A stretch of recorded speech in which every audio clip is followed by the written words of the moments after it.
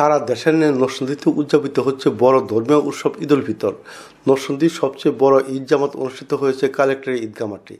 সকাল 8:30টায় ইমামতি করেন মুফতি নাসিরউদ্দিন কাশেমি। এতে অংশগ্রহণ করেন জেলা প্রশাসক মোহাম্মদ আনোয়ার হোসেন সহ হাজারো মুসল্লি। নামাজ শেষে মোনাজাতে বাংলাদেশের শান্তি, অগ্রগতি, মুসলিম উম্মার কল্যাণ কামনা করে বিশেষ দোয়া করা হয়।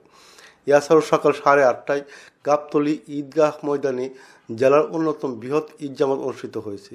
সেখানে অংশগ্রহণ করেন জেলা বিএনপি সাধারণ সম্পাদক শ্রীপুর 3 আসনের সাংসদ আলহাজ মঞ্জুর আলাহি। এছাড়াও সিনিসপুর ঈদগাহ ময়দানে ঈদের জামাত অংশগ্রহণ করেন জেলা বিএনপির সভাপতি, সদর 1 আসনের সাংসদ আলহাজ খায়রুল কবির খোকন সহ হাজারো মুসল্লি। ধর্মীয় সামাজিক সম্প্রীতি সকল কিছু নিশ্চিত করার বার্তা।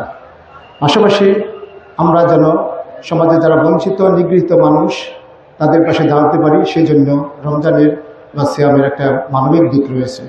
সেজন্য ফিতরা এবং জাকাতের বিষয়টি রয়েছে। আমরা সবাই ধর্মীয় সেই অনুশাসনগুলো অনুসরণ করব এবং এই রমজানের দীক্ষার মাধ্যমে মহান স্রষ্টা আমাদের সুযোগ দিয়েছে নতুন করে আবার একটি বছর শুরু করার।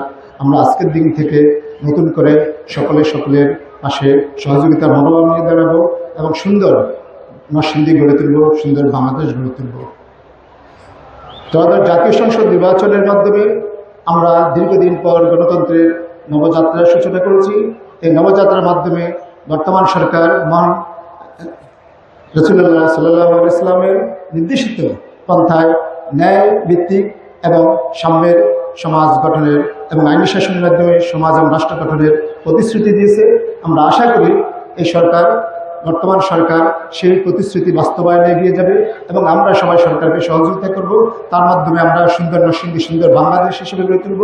সবাই আমরা ভালো থাকবো। আপনাদের সবার জন্য শুভকামনা রইল। সবার দীর্ঘায়ু ও সুন্দর ভবিষ্যৎ কামনা করি। সবাই ভালো থাকবেন। আল্লাহ হাফেজ। ঈদ মোবারক।